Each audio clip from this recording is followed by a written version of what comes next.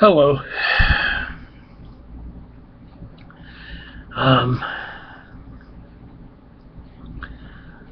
Guess the thing I want to talk about most is how people find ways to manage their addictions, things they use, things they find to support them and change their thinking. It's really hard when you first quit and you have all these things bombarding you that you've ignored because you've been medicating yourself either through drugs or alcohol to avoid seeing things that make you unhappy or make you feel unhappy. There's a lot of tricks that I've learned over the years. One of my things is to think about people who make me happy. People have supported me, and when I first quit, it was really hard because when I quit, I felt I had to do it on my own because I think I sensed that my family was helping fuel my behavior. And I never did anything awful to anyone else. Truly awful. I was thoughtless many times, but as a general rule, I grew up with manners and I had them for the most part, but some of those tend to go out the window once you start becoming addicted and you start worrying more about when you're going to have your next drink than, how you're treating Susie. And you find people who inspire you. You find music that inspires you. Movies. Dialogue in movies. Public figures. You create ideas from ideas.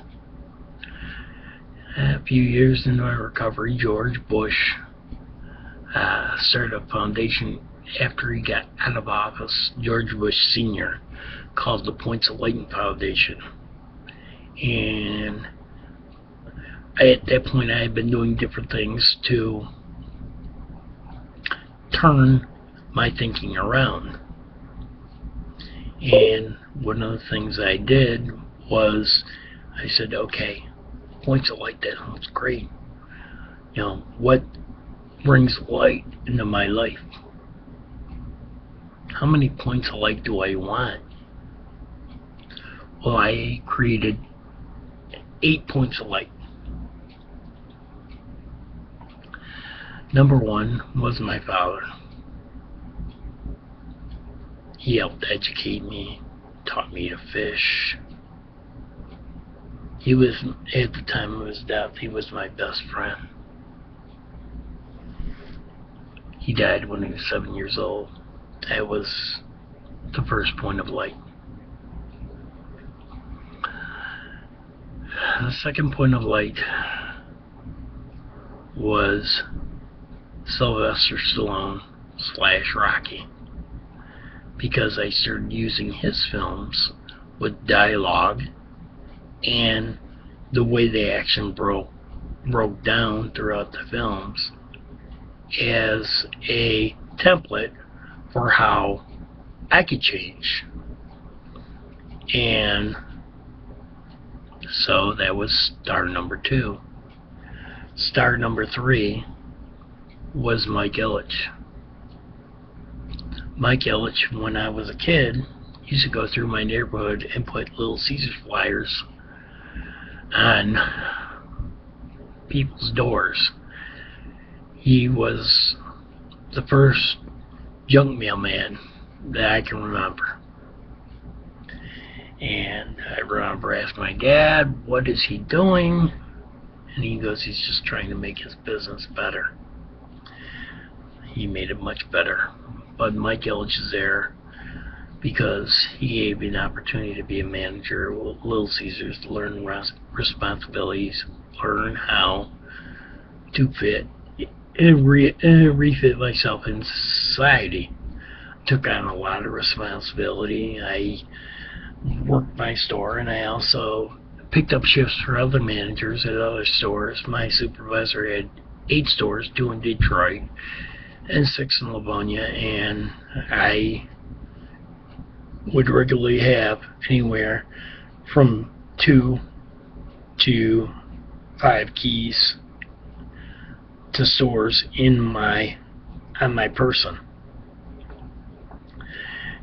So I was grateful for that. It taught me a lot of things, and the job training was excellent, and it also allowed me to be closer to my Red Wings. So Mike was the third point of light. The fourth point of light was Kirk Gibson. Kirk, from early on when he signed with the Tigers, I learned what kind of athlete he was. Kirk played hard, played to win, and he was tough. All these people were tough in their own way. And one of the reasons why I chose him is the obvious one, same last name, but because of the incredible things he did playing, and it inspired me to be a better person.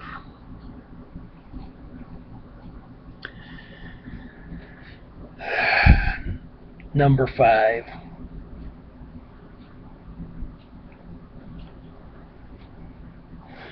Was Bob Probert.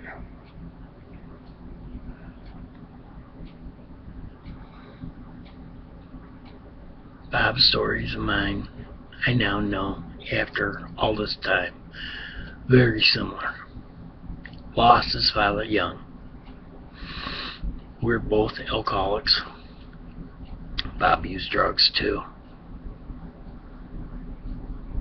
Bob liked to fight. I loved fighting in hockey, and he was a badass. He was authority, and he also looked out for the little guy. He was good friends with Sheldon Kennedy, and when the story came to light that he had been abused by a junior hockey coach sexually, Bob sent out the warning: you mess with him, you mess with me. So that to me meant an awful lot as well. Just the whole thing. And also the ironic thing is because he was really my number one reason why I quit drinking, because I wanted to be like him, like I thought he was trying to be. His father died on my 21st birthday, and I've pretty much known that I could never drink again because it would break the circle bond between him and I. Another guy I found inspirational, I met him before I even got clean, was Jim Belvano. Jimmy V. He was a hell of a guy. Won the national title with a team that barely was 500 going in the tournament. The impossible dream. We came in to eat at a restaurant I was working at, and the waiter that was waiting on him told me, and I said, see if he can get me his autograph. He was top of mind of everyone in college basketball at the time, and he just kind of rolled his eyes, and I'll see what I can do. Well, he went out there. And he goes, you got to go out to the dining room. I go, what do you mean I got to go out to the dining room? Jim Valvano made me go out to the dining room to get my autograph because he wanted to talk to me. And he quizzed me on some different things with basketball and some other stuff. He signed an autograph, shook my hand, and 10 years later, he gave his incredible SB speech, Don't Ever Give Up. Well, when at times when what I now know was my depression would kick in, I would watch that video, and it would pull me together. And so he is my 6th star. My 7th star is Joe Montana. I became a fan of Notre Dame a few years before he became a quarterback, but when he was playing for Notre Dame, he was kind of the underdog because they had so many quarterbacks on the team, but none of them were effective. But when he would come in, he would rally them and win. Well, the following season, his junior season, they won the national championship. And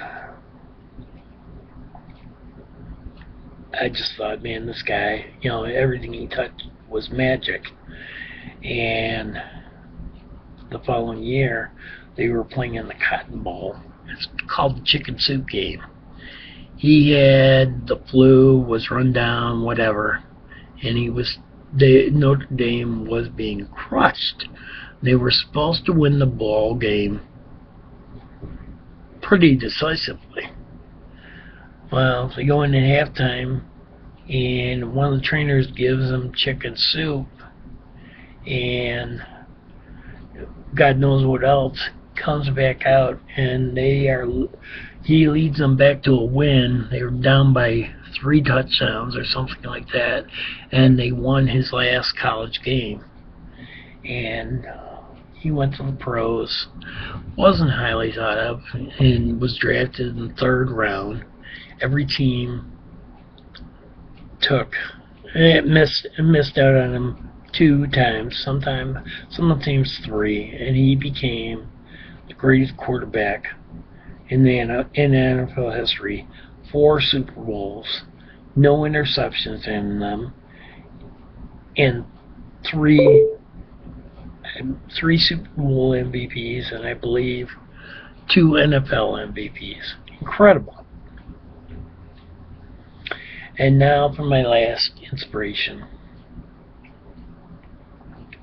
My last inspiration is number 8, is Gerald Heaton.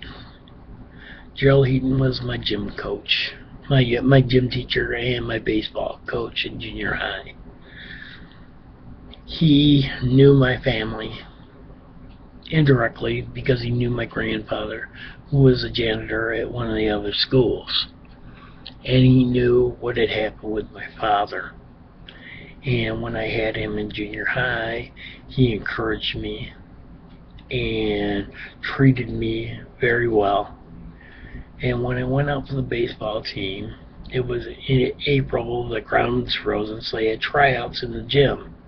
And they were hitting hard balls off a gym floor, which anybody who's seen that knows could be quite hazardous. Well, me being Mr. I want to make the baseball team, any ball I couldn't glove, I got in front of and knocked down with my chest.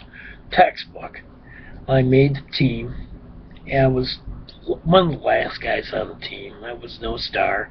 The last game of the season, Mr. Heaton put me in, let me pinch hit, and I got a walk. And I got a little bit of applause, an ovation, if you will. But that gave me the thing to believe that I could do something. I got waylaid with the alcohol, But that has always stayed with me. I am a champion. And why I'm relating this is because anyone who watches this that may be feeling a little bit low in their self-esteem, you give the effort, you put it forward the best you can to something that you love, and you'll be rewarded. You never have to believe that you're not worthy. Everyone is worthy. Sometimes it just takes some of us longer. Go forward. Give yourself a chance. Do something great. Change your life. If you're drinking, you want to quit. Set it in your mind and do it. Steel will, iron will, whatever you want to call it. Make it happen. If you're feeling depressed, call a doctor. Call a professional. Get medicated. Find out the cause. Weed it all out. Look for the answers. Never, not, it's just the way it is. Find the answer. Never give up. Even if you don't get the answer right away, look for that answer. Get that answer. Give your heart peace. And as for grief, pretty much the same thing. Sometimes we don't know why someone's left our lives. Someone we love dearly has always meant a lot to us. While you're here, make it count. Change what you do in order to honor them in whatever small way or large way you want. The important thing is you let people know this person meant the world to me. Meant everything. And I don't give up. The important thing is to never give up. Louis Zamperini said it best. Don't give up. There's always an answer. There's always a way. It may not come right away. Find the way. Make the way. If there isn't a way, create a way. It's important. It's important. You're not just here to go through life working and living. We're here to experience every emotion of the